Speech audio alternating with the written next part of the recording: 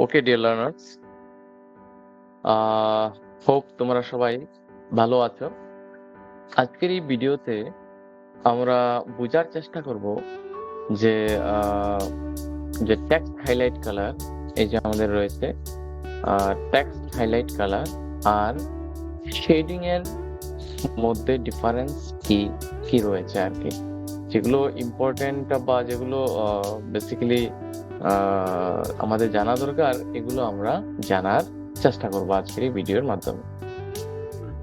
তো যারা যারা ভিডিওটি দেখছো, ভিডিওটি খুব ইম্পর্টেন্ট হবে, তাই আমি সবার কাছে রিকোয়েস্ট করব যে আমরা যেন সবাইকে, যারা আমাদের আরো ফ্রেন্ডস রয়েছে বা রিলেটিভ রয়েছে, তাদেরকেও ভিডিওটা শেয়ার করার চেষ্টা করব।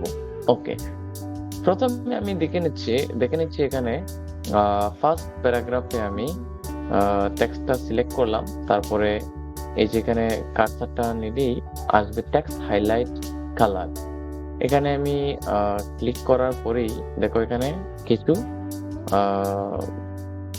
অলরেডি দেওয়া রয়েছে যে হাইলাইট করার জন্য কালার। এখানে টোটাল 15 হাইলাইট কালার অ্যাভেলেবল রয়েছে। তো আমরা এখান থেকে যেটা ভালো লাগবে এটা আমরা নিতে পারবো। সাপোজ আমি ইয়েলো কালারটাই আমি ইউজ করলাম এখানে ফার্স্ট প্যারাগ্রাফে। ওকে, যখন আমি সেকেন্ড প্যারাগ্রাফে যাব, সেকেন্ড প্যারাগ্রাফটাকে আমি সিলেক্ট করলাম। সিলেক্ট করার পর আমি এখানে শেডিং এ গেলাম। শেডিং এ যাওয়ার পরে দেখো এখানে অনেক ধরনের থিম কালার রয়েছে, ঠিক আছে। সাথে সাথে এখানে স্ট্যান্ডার্ড কালারও দেওয়া আছে, কিন্তু আমরা টেক্সট হাইলাইট কালারে কি দেখেছিলাম, এখানে শুধুমাত্র এই কয়েকটা কালারই অ্যাভেলেবল রয়েছে। বাট আমরা যদি দেখি শেডিং এ যদি দেখি, তাহলে অনেক ধরনের থিম কালার অ্যাভেলেবল রয়েছে। সাথে সাথে এখানে মোর কালারের অপশন রয়েছে, এখানে গিয়ে আমরা নিজের থেকে কালার চুজ করতে পারি, ঠিক আছে। ওকে, আমি এখানে সাপোজ আবারও এখানে ইয়েলো কালারটাই দিচ্ছি, ঠিক আছে। এখন এখানে বেসিক একটা ডিফারেন্স আমি এখানে দেখাই তোমাদেরকে। এখানে দেখো ফার্স্ট প্যারাগ্রাফটাতে আমরা কি করেছি, টেক্সট হাইলাইট কালার ইউজ করেছি। এখানে দেখো একটু একটু দেখা যায় যে ওই যে প্রথম লাইন আর দ্বিতীয় লাইনের মিডিলে একটা কি রয়েছে, গ্যাপ রয়েছে, ঠিক আছে। মানে আমাদের লাইনটার ব্যাকগ্রাউন্ড কালার, ঠিক আছে, চেঞ্জ হয়েছে, কালার হয়েছে, আর কিন্তু এখানে দেখো দুটো লাইনের মিডিলে একটা গ্যাপ রয়েছে। বাট আমরা যদি এখানে দেখি, যেটা সেকেন্ড প্যারাগ্রাফে আমরা যেটা শেডিং ইউজ করেছি, মানে শেডিং কালার, এই যে আমরা এখান থেকে ইউজ করেছি, এটাতে কি হয়েছে, কোনো ধরনের এরকম মিডিলে কোনো ধরনের গ্যাপ নেই। আমরা যদি একটু লাইন স্পেসটা যদি একটু বাড়িয়ে নিই, তখন আরো ক্লিয়ারলি বুঝতে পারবো। সাপোজ আমি ডাবল করে নিচ্ছি লাইন স্পেসটা। দেখো লাইন স্পেসটা যখন ডাবল করেছি, তখন এখানে আমরা ক্লিয়ারলি বুঝতে পারছি যে ফার্স্ট লাইন আর সেকেন্ড লাইনের মিডিলে যে গ্যাপটা, ওই গ্যাপটা এখানে কোনো কালার হয়নি, ঠিক আছে। শুধুমাত্র লাইনের ব্যাকগ্রাউন্ডটাই কি হয়েছে, কালার হয়েছে। বাট প্যারাগ্রাফে কি হয়েছে, পুরো প্যারাগ্রাফটা যেটা আমরা সেকেন্ড প্যারাগ্রাফে শেডিং ইউজ করেছি, এখানে কি হয়েছে, পুরো প্যারাগ্রাফটাই কালার হয়ে গেছে, ঠিক আছে। আমি এখানেও লাইন স্পেসিংটা ডাবল করে দেখছি যে কোনো চেঞ্জেস হয় নাকি। দেখো কোনো ধরনের চেঞ্জেস হয়নি, পুরো প্যারাগ্রাফটা এটা কি হয়ে গেছে, কালার হয়ে গেছে। তো এটা একটা ডিফারেন্স এখানে, ঠিক আছে।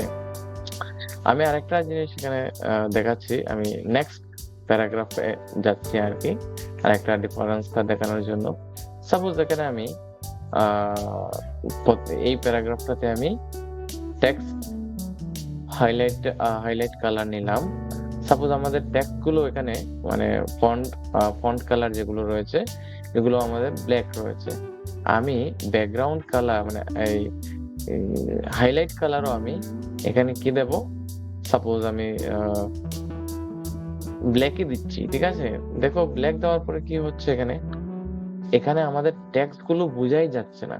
বাট আমরা যদি এখানে সেম এখানেও টেক্সট গুলো ব্ল্যাক রয়েছে, ফন্ট তোমার ফন্ট কালার আমাদের এখানেও কি রয়েছে, ফন্ট কালার এখানেও ব্ল্যাক রয়েছে। বাট যখন আমরা এখানে শেডিং যদি ব্ল্যাক ইউজ করি, সাপোজ আমি ব্ল্যাক ইউজ করছি, তাহলে কি হয়েছে দেখো, অটোমেটিকলি আমাদের যে ফন্ট কালার রয়েছে ওই প্যারাগ্রাফের, এটা অটোমেটিকলি চেঞ্জ হয়ে গেছে, মানে ব্যাকগ্রাউন্ডের সাথে অ্যাডজাস্ট হয়ে গেছে, ঠিক আছে। মানে ব্যাকগ্রাউন্ড যেহেতু ব্ল্যাক, তো ব্ল্যাকে তো বোঝা যাবে না, যদি ফন্টও ব্ল্যাক থাকে, তাহলে কি হয়েছে, ফন্ট যে কালার, ওই ফন্ট কালারটা কি হয়ে গেছে, অটোমেটিকলি হোয়াইট হয়ে গেছে, ঠিক আছে। তো এটা একটা অ্যানাদার ইম্পর্টেন্ট ডিফারেন্স আমরা যেটা জেনে নেওয়া প্রয়োজন, ঠিক আছে। ওকে, আমি আবার আরেকটা ডিফারেন্স আমরা দেখছি। দেখো এখানে এইটা আমরা কি করেছিলাম, এইটা আমরা শেডিং কালার করেছি, মানে শেডিং করেছি আর কি, ঠিক আছে। এখান থেকে আমরা এই কালারগুলো নিয়েছি এই প্যারাগ্রাফে, ওকে। বাট আমি যদি এখন টেক্সট হাইলাইট কালার নেই, তাহলে দেখবে কি হয়। আমি আরেকটা ইম্পর্টেন্ট ইয়ে দেখাচ্ছি এখানে।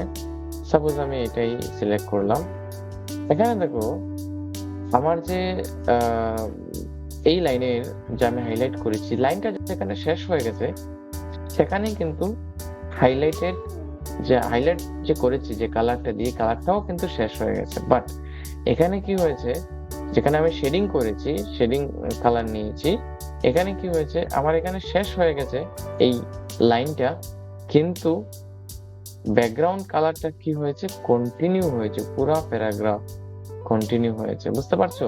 তো এটা একটা important difference between text highlight colour and shading. So কিরকম লাগলো আজকের এই ভিডিও? যদি ভালো লাগে তাহলে কমেন্ট করবে, সাথে সাথে অন্যদের সঙ্গে শেয়ার করবে, লাইক করবে, আর আমাদের চ্যানেলটি সাবস্ক্রাইব করে নেবে, যাতে পরবর্তী ইম্পর্টেন্ট ভিডিওগুলো আমরা মিস না করি। Thank you so much.